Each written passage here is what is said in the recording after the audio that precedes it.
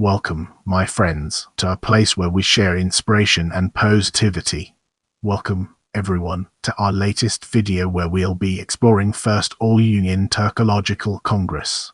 The First All-Union Turkological Congress took place in Baku from February 26 to March 6, 1926, within the territory of the Soviet Union. The Congress focused on the history, literature, language, alphabet, ethnography, and culture of the Turkic peoples residing in the Soviet territory. It resulted in the adoption of several important decisions for the near future. The scientific and methodological principles for the transition to the Latin script were thoroughly discussed and prepared during the Congress. The First Turkology Congress has entered history as one of the most significant events in the cultural life of Turkic peoples, including the Azerbaijani people, in the 20th century. The Congress brought together not only Turkic peoples residing in the Soviet Union but also foreign guests, with a total of 131 participants, including scholars, linguists, historians, poets, writers, and other prominent intellectuals. The Congress was a crucial step in the cultural integration of Turkic peoples. It laid the foundation for addressing and preparing a series of important issues for the diverse Turkic peoples living in a vast geographical area. Its exceptional significance lies in the formulation, elaboration, and implementation of various significant matters. The Congress sessions were chaired by Samed Agamaliglu, the head of the Central Executive Committee of the Azerbaijan SSR. The presidium of the Congress included Samed Agamaliglu, Ruhollah Akhundov from Azerbaijan, Habib Jabiv, the Orientalist historian, academic Vasily Bartold, academic Sergei Oldenburg, the representative of European scholars Professor F. F. Menzel, Nakvitsin from the People's Commissariat of Public Education of the RSFSR, Professor Bika Obanzade, Professor Alexander Samoilovi, Ahmed Batasinov from Kazakhstan, Isidor Borokhov from Yakutia, Ilya Borozin and M. Pavlovich from the Oriental Studies Association, Galimkan Ibramov from Tatarstan, Aidil Dazin from Bashkortostan, Mehmet Faikaprozade from Turkey, Jalaluddin Darkvazov from Dagestan, Namov from Uzbekistan, Tansanov from Karakalpakstan, Berdiv from Turkmenistan, Osman Nuri Geographical from Crimea, and Umar Aliyev from Northern Caucasus were elected.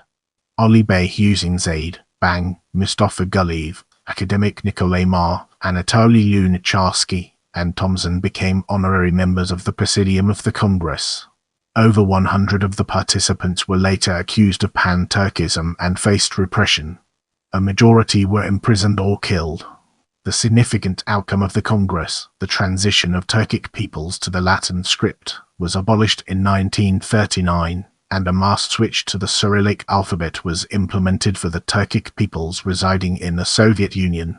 Brace yourself for a captivating discussion on history as we explore its nuances and implications. After Azerbaijan was annexed by Russia, the issue of alphabet reform in the Near East was initially raised by the prominent Azerbaijani intellectual and great educator Mirza Fatih Akhundzade. However, his efforts in this direction did not yield results. In subsequent periods, Ismail Gasparli, Usaya Hajibali, Jalil Mamadzuluzade, Mamad Agashototinsky, Feridun Beykokurli, Velik Huaflu, and Husin Yavid also engaged in fruitful activities in this direction. The Azerbaijan Democratic Republic also considered alphabet reform, but its 23-month life did not allow for addressing this crucial issue. After Azerbaijan was Sovietized, this issue became even more relevant. As early as 1922, under the chairmanship of North Nurimanov, a transition to the Latin alphabet committee was established in Baku. This process received special attention not only from Baku scholars but also from Turkologists working in other scientific centers of the Soviet Union at that time. Already in 1922, under the leadership of Jalil Mamadzuluzade, the newspaper Yeni Yol was published using the Latin alphabet. In the same year, the new Turkic Alphabet Committee was created, with Samed Agamaliglu, the chairman of the Central Executive Committee of the Azerbaijan SSR, leading it. Even on October 20, 1923, the Azerbaijani government issued a decision to adopt the new Turkic alphabet as the state alphabet. However, both the Latin script and the Arabic script were still in use. Now, we shift our focus to preparation for the Congress, a topic that deserves our attention. In August 1925, the All-Union Turkology Congress was convened by the All-Russian Central Executive Committee of the Soviet Union. The issue of convening the Congress had been submitted to the Soviet leadership by the Azerbaijan SSR government a year earlier. The necessity of resolving issues related to the transition to the Latin alphabet had been raised 6 months before the Soviet government's decision to convene the Turkology Congress, during the First Azerbaijani Local Oriental Studies Congress and at the sessions of the Soviet Academy of Sciences and the Union of Orientalists of the Soviet Union. The preparation for the convening of the Congress was organized by the Organizing Commission, established by the decision of the Soviet People's Commissars of the USSR. The commission included Samed Agamalidlu Chairman, M. Pavlovi, Habib Jabiv, Vasily Bartold, Alexander Samoilovi, Jalaldin Darkmazov, G. Broido, Tyakolov, Zifeld, Fitrid, Bika Obanzad, Ashmarin, Obosh, Novshovano, Omid Betasanov, and Yusuf Zaid. The Organizing Commission published the Xaberla News to illuminate all the work done in preparation for the All-Union Turkology Congress. Let's now shift our focus to proceedings of the Congress and explore the ways in which it shapes our perspective. In February 1926, the First Turkology Congress commenced its activities at the Izmaili Palace in Baku. The Congress saw the participation of 131 delegates, including 20 representatives from the international scientific community, with a total of 17 sessions held. 38 presentations were delivered on the language, history, ethnography, literature, and culture of Turks and the broader Turkic world. Samed Agamalidlu, the chairman of the Central Executive Committee of the Azerbaijan SSR, presided over the Congress, and the following individuals were elected to the Congress's presidium: Samed Agamalidlu, Ruhollah Akhandov, Habib Jabiv, the renowned Orientalist historian, academician Vasily Bartold, academician Sergei Oldenburg, the representative of European scholars Professor F. F. Menzel, Nakvitsin from the People's Commissariat of Education of the RSFSR, Professor Beka Obanzaid, Professor Alexander Samoilovi, Omid Betasanov from Kazakhstan, Isidor Barahov from Yakutia, Borozin and Pavlovi from the Oriental Studies Association, Galimkan Ibrahimov from Tatarstan, Aydilkuzin from Bashkortostan, Mehmet Faykaprozade from Turkey, Jalaldin Darkmazov from Dagestan, Shaikhakan Rahim from Uzbekistan, Tunstanov from Karakalpakstan, Bediv from Turkmenistan, Osman Nuri Geographical from Crimea, and Aliyev Yuma from the North Caucasus. Additionally, representatives from Azerbaijan and other republics such as Ali Bey Husinzade, Bank, Mustafa Daliyev, academician Nikolay Mar, Anatoly Lunacharsky, and Thomson were chosen as honorary members of the Congress's presidium. At the Congress, Gazanfar Musabyev, the chairman of the Central Executive Committee of the USSR, delivered a congratulatory speech welcoming the participants of the Congress. The Congress also featured events in honor of the renowned Turkologists Radloff and Ismail Bey Gasparov. The participation of distinguished Turkologists and Orientalists such as Bartold, Kapruzade, Husinzade, Krimsky, Pop, Ashmarin highlighted its significant importance and prestige. Brace yourself for an in-depth analysis as we navigate through lectures and its far-reaching implications. During the course of the Congress, numerous scholarly presentations were delivered, some of which are particularly noteworthy. Notable presentations included Bartold's The Contemporary State of the History and Study Tasks of Turkic Peoples, Svoldenberg's Methods of Ethnographic Studies Among Turkic Peoples, Eomola's On the Art of Descriptive Representations Among Turkic Peoples, Faprozade's The Development of Literary Languages Among Turkic Peoples, on Samoilovi's The Contemporary State and Future Tasks of Studying Turkic Languages, Bobanzade's On the Close Kinship of Turkic Dialects, High on the scientific terminology system in Turkic languages, simulates the contemporary state and perspectives of studying ancient Turkic languages. Fred Atazades, orthography in Turkic languages, vocabulary's problems of establishing an alphabet system related to the social and cultural conditions of Turkic nations. Mehmet Zades on the alphabet systems of Turkic peoples, Kemenev's fundamentals of the methodology of teaching Turkic languages, Ninpup's the historical and contemporary state of the issue of mutual kinship of Turkic languages with Altaic languages, Harris issues of applying Arabic and Latin script systems for Turkic Tatar peoples, Tmansal's results and perspectives of studying Balkan Turkic literature, and many others. These presentations added further depth and richness to the proceedings of the Congress.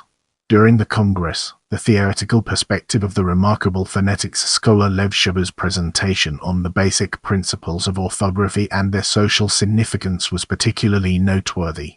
Interestingly, the presentation by Armenian linguist Ryakarian on the topic of mutual influence of Turkic and Armenian languages was centered around explaining the influence of the Turkic language on the Armenian language throughout history at all linguistic levels. The main focus of the presentation was on the transition from Old Armenian Gruba to New Armenian Ashwaraba and the idea that the linguistic stimulus for this transition is Turkish. It is worth noting that, with its objectivity, this presentation serves as a strong scientific argument against the harmful Armenian chauvinist nationalist ideology prevalent in our times. G. Ibrahimov, the head of the 6-member delegation from Tatarstan participating in the First Baku Turkology Congress, expressed his opposition to transitioning to a new alphabet based on the Arabic script. Despite his objections, he put forward the idea that there should be no conflict on this issue and presented a paper on the matter during the Congress. However, in reality, G. Ibrahimov addressed the issue of orthography during the Congress and provided proposals in this regard. His presentation consisted of 3 parts. The first part focused on the critical analysis of old orthographies existing until the second half of the 19th century, as well as the analysis of wire, Orkan, and Old Arabic scripts. The second part described the reforms of the Arabic alphabet and, finally, outlined the movements toward the reform of the orthography of Turkic peoples. In general, the author, G. Ibrahimov, identified the specific features of Turkic languages that should be considered for the accurate development of Turkic orthography, presenting his observations to the attention of the Congress delegates. However, there was no indication of opposition to Latinization in his speeches and proposals. During the course of the Congress, South Muntas presented his new book Nasimi as a gift to the participants. Among the attendees was the Tatar literary figure Aziz Gabeydalan, who, in his speech at the Congress, informed that Saman Mumtaz was publishing the works of Azerbaijani poets in the communist newspaper. Gabeydalan expressed his appreciation for the biographical information written by Saman Mumtaz about the poets, considering it the most valuable biographical information and highlighting its significance before each publication. Brace yourself for a captivating discussion on decisions made at the Congress as we explore its nuances and implications. At the First Baku Turkology Congress, the following 7 major issues related to Turkic languages were discussed and respective decisions were made, presented by the co-chairman of the organizing committee, Jaldin Koramazov. 1. Alphabet issue. 2. Spelling orthography problem. 3. Terminology issue. 4. Teaching methodological issue. 5. Mutual relationship and interference problems of related and neighboring languages. 6. Literary language problems of Turkic languages, including the issue of a common literary language. 7. Grand language theory and historical problems of Turkic languages. A number of principles were used to make these decisions. Thus, despite the preference given to the phonetic principle in the spelling orthography issue, morphological and historical traditional principle issues were also taken into account. In the issue of the term, preference was given to the Turkish language's own internal capabilities and international specific words as the main source. In teaching methodology issues, in addition to the European standards in the teaching of the mother tongue, the importance of the national tradition was also noted. During the discussions on the study of related and neighboring languages by scientific methods, the importance of the perspectives of Altaic studies and comparativistics was highlighted. At the First Turkology Congress, the norms and stylistic features of Turkic literary languages, as well as the issue of the ancestral homeland of Turkic peoples, were also discussed. Representatives of the Congress also participated in the 500th anniversary celebration of the prominent Uzbek poet Ali Shah. Although the Congress decided that the Second Turkology Congress would take place in 1927 in the city of Samarkand, this decision did not materialize due to known reasons. Among the decisions made by the Congress, issues such as a common alphabet, a common literary language, and common terminology held a particularly significant place.